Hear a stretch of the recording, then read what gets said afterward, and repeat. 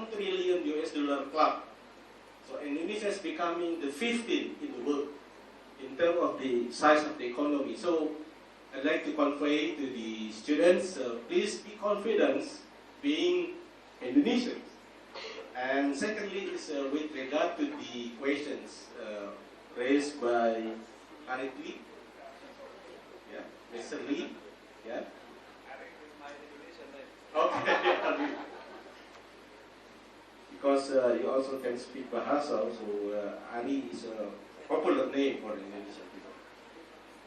So the government of Indonesia temporarily imposing ban of the rice export because domestic rice stock still in our level that if we are exporting for many or for all of the quality of the rice, then it will be a deficit.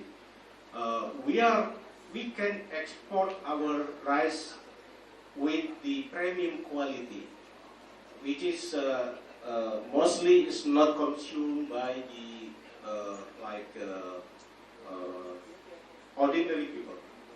So it's very premium quality we can export at the moment. But we have to manage our rice stock at the level like 3 million rice stocks.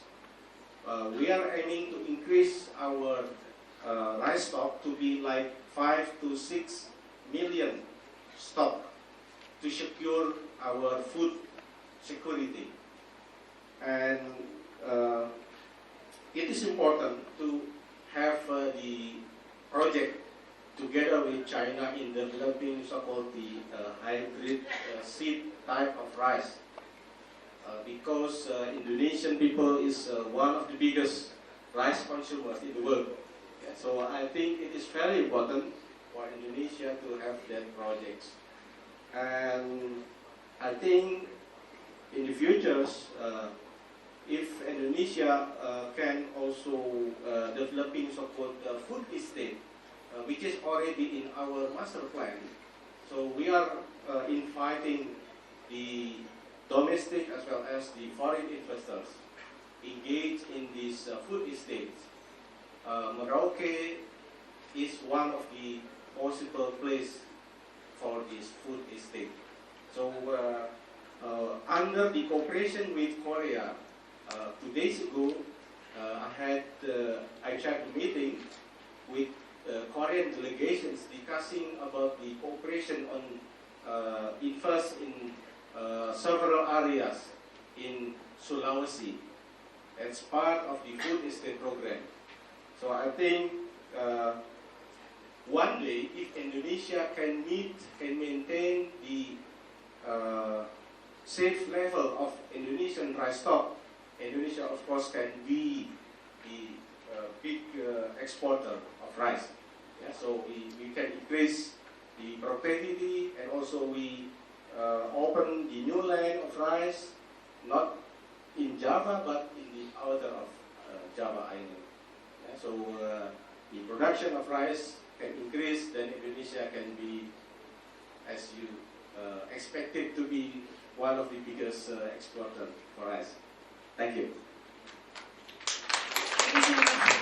A big round of applause for our distinguished speaker, Excellency Mr. Liu Chen Taipei of Cartier, and Dr. Rizal Lukman. Without further ado, probably I will just give the floor to our Master of Ceremony. But to conclude this session, so we just learn from the past, and look forward and plan for the future. Although you mentioned there's no free lunch, but we do provide a lunch, which is free later on. Okay, thank you so much. Just one message. Please visit the country of Panda. Panda, Panda, please. Because my understanding is a lot of people, they do not really understand or know the country. So please go, and we provide 200 scholarships for the students. And if you are interested, we'll be very happy to provide it with you and to go to China, to live with the Chinese for 2 or 3 years. So when you come back, you will make a greater contribution to the relationship between our two countries. Thank you very much.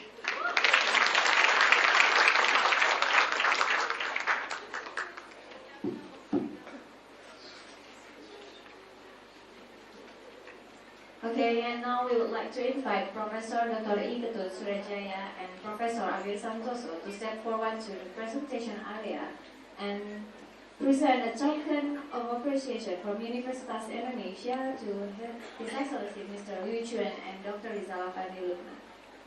感谢两位的精彩演讲，还有耐心、细致、精彩的回答。我想这个精彩的回答可以从大家热烈掌声中能够得到证实。下面我们有请Professor Iketut Surajaya 先生，还有 Professor Santoso 上台向中国驻印尼大使馆刘全代办以及 Dr. Rizal 先生赠送印尼大学纪念品，有请。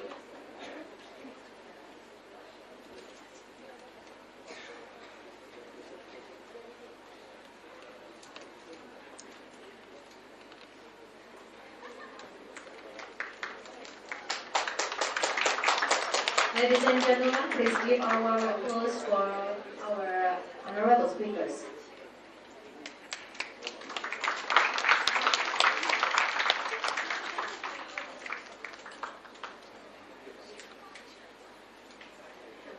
And please, from the representative from China Foreign Affairs University and Peking University, and from University of Philippines, please take a picture with the presenters here. 有请各大学教授上台一起合影，有请。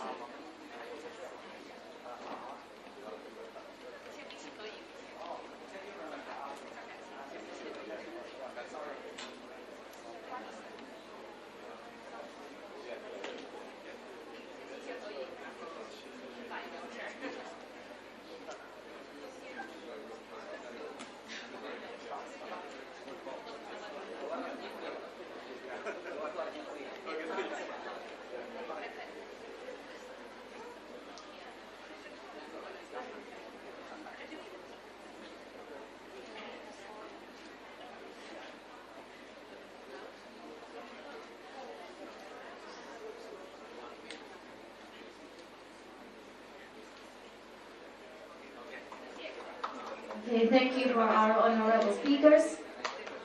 感谢各位的参与，谢谢。And ladies and gentlemen, we have come to the end of this morning session. The organizing committee had provided lunch buffet at the four foyer sponsored by Bajingan Restaurant. Please remember to come back to this auditorium at 1 p.m. since we will have the second session with our distinguished presenters from Wisconsin University, Peking University, China Foreign Affairs University, and the University of the Philippines. So don't go anywhere and enjoy your lunch. 女士们、先生们，第一环节到此结束。下面主办方已为诸位准备了午餐，请各位品尝由印尼餐厅准备的印尼传统美食。第二环节将有日本立命馆大学、北京大学、中国外交学院、菲律宾大学以及印尼大学的著名教授演讲。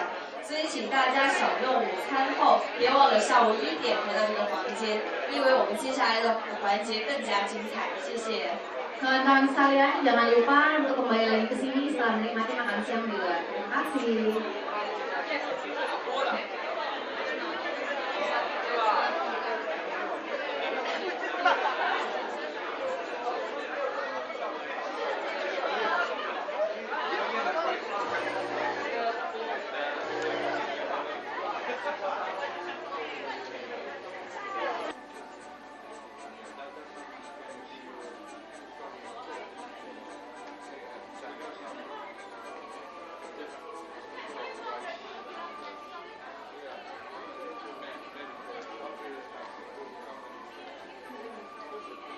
Good afternoon, ladies and gentlemen.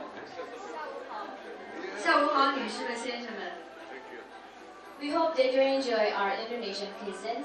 Now we will start the second session. We will separate this session into two panel discussion with different issues. 希望大家喜欢刚刚为大家特别准备的印尼美食。现在我们将开始研讨会的第二个环节。本环节分为2个部分，每一部分将讨论不同的话题。 For the first session, we will discuss about the economic issues, and for this session, we would like to invite Professor Chichaiwa from China Foreign Affairs University, Professor Keiji Nakatsuji from Ritsumeikan University, Mr. Tirta M. Mursitama, PhD, and Mr. Pamungkas Dewanto, Institute for Business and Diplomatic Studies, Bina Nusantara University and Department of International Relations, Universitas Indonesia, to present their presentation. This session will be chaired by Ms. Jana Widardo Putri. She is a lecturer at the Department of International Relations on the Faculty of Social and Political Sciences, Universitas Indonesia. 首先，在第一部分，我们将讨论有关经济的问题。我们有请中国外交学院的祝彩华教授、日本立命馆大学的 Professor Keiji Nakatsuji， 还有Bina Nusantara 大学的Dr. Tirta Mursitama 博士，以及印尼大学Bapak Dewanto 先生上台演讲。让我们用热烈掌声欢迎各位，有请柔娜女士主持本环节，有请。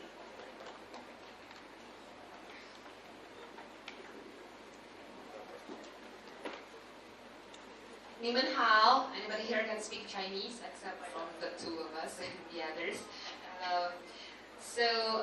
We do hope that actually you enjoyed our Indonesian traditional cuisine, because although this is a topic about China, but since we're hosting it in Indonesia, so we need to appreciate our own delicacies and cultures.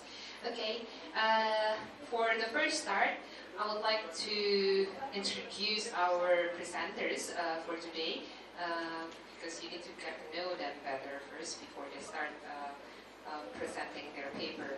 I'll start from Professor Chu Chai-hua, ladies first. Professor Chu Chai-hua was educated in the Northern University of Finance and Economics with a bachelor degree in 1994 and a master degree in 1997, and also received a PhD degree in the Beijing Normal University, and currently is the Vice Dean of the School of International Economics at the Foreign Affairs University of China. So a little bit about the China Foreign Affairs University.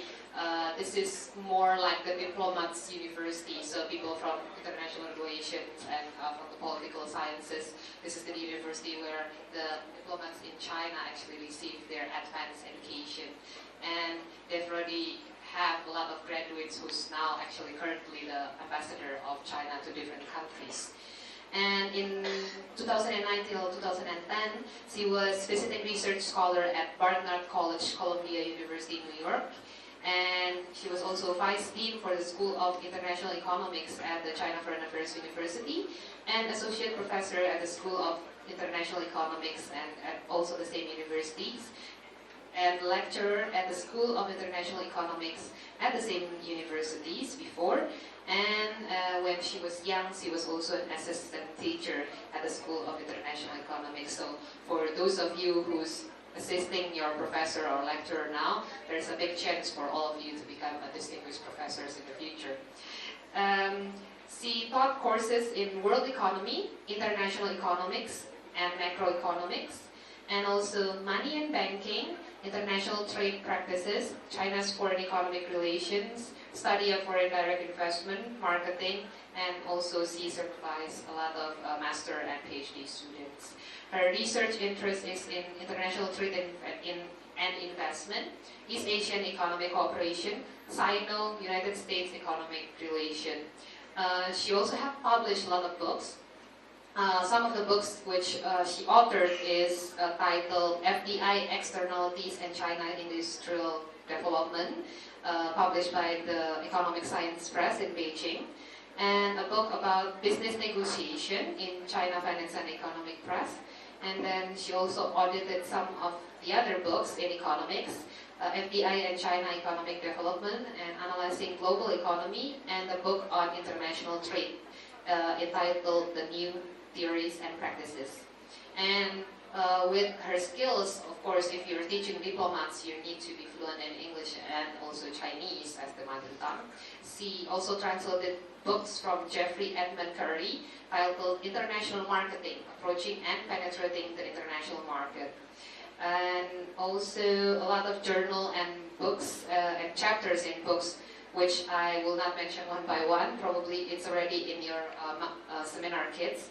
And she's just very expert in this field of area. So we're looking forward to a very beautiful and in-depth presentation. So I will introduce the other speakers after Professor Chu Chai-Hua present her presentation. Chu Jiao-so,请. Thank you, Jonah. Thank you for your so detailed introduction of me. And thanks to all organizer of this great event. And ladies and gentlemen, good afternoon. And my special greetings to the elite younger generation of Indonesia, our students in University of Indonesia. Thank you for your presence. Okay, my topic is East Asian economic cooperation, starting from the changes of economic forces among China, the US, and Japan. First, I will give you a brief introduction of the changes of economic strength among these three countries. And then I'd like to further study the impact of these drastic changes on East Asian economic cooperation, mainly on the two sides. First, on the economic side, I personally believe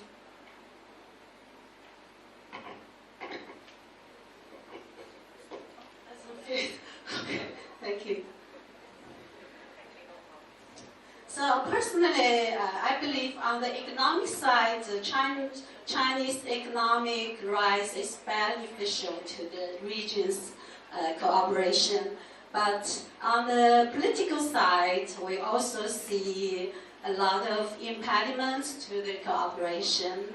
And then lastly, I will briefly give you some of my shallow ideas on the implications for East Asia and China in light of these changes. Okay, now firstly, I will show you what has happened to these three countries in the economic field for the first 10 years in the new century. I'd like to describe the changes in the following three sentences. For China, I think it's rising in its economy is in both relative and absolute economic strength. And for the US, the absolute advantages still exist, while the relative advantages is fading away. And for Japan, its comparative advantage almost disappeared, and the weakening of its absolute advantage is kind of speeding up. And now this trend can be confirmed by the following data. You haven't shown my slides? Oh, I can do it myself, okay? I'll go to your place. Can I?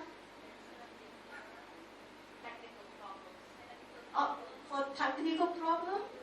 Oh, that will be a great pity because I have done a lot of graphs to show, a lot of data to show these facts.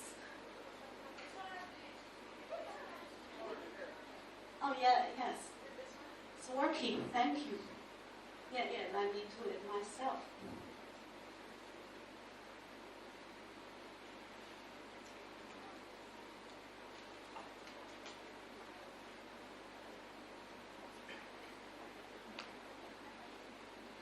No. It's lost.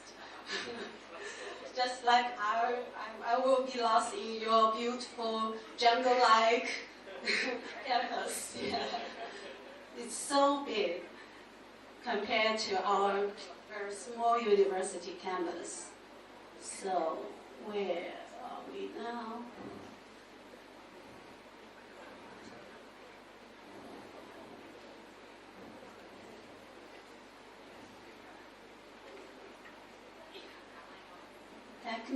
Technical always produce benefits, but also produce kind of problems as well.